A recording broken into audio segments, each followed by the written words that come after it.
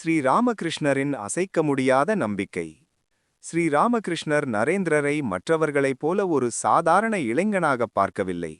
நரேந்திரனை யாரும் எடை போடாதீர்கள், அவனை முற்றிலுமாக அறிந்து கொள்ள யாராலும் இயலாது என்று அவர் அடிக்கடி கூறுவார்.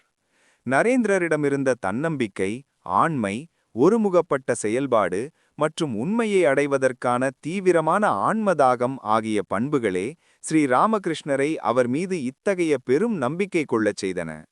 மற்றவர்கள் நரேந்திரரை ஒரு பிடிவாதம் மிக்கவராகவும் முரடராகவும் பக்குவப்படாத அறிவு கொண்டவராகவும் விமர்சித்தபோது, ஸ்ரீராமகிருஷ்ணர் மட்டும் அந்த புறத்தோற்றத்திற்கு பின்னாலிருந்த உண்மையை உணர்ந்திருந்தார்.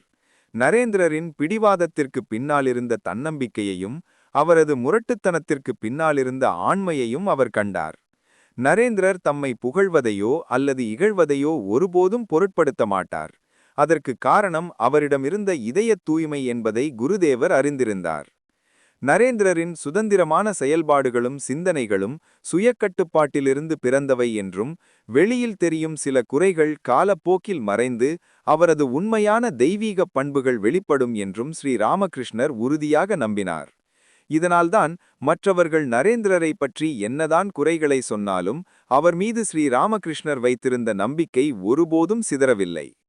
நரேந்திரரை தனது ஆன்மீக வாரிசாக கருதிய ஸ்ரீராமகிருஷ்ணர் நரேந்திரருக்காக தேவியிடம் ஒரு விசித்திரமான பிரார்த்தனையை செய்தார். மற்ற சீடர்களிடம் உள்ள மாயை திரையை விளக்கும்படி கேட்ட அவர் நரேந்திரரிடம் மட்டும், அம்மா, உன் மாயை சக்தியை சிறிதளவு நரேந்திரனிடம் வைத்திரு என்று வேண்டிக் கொண்டார்.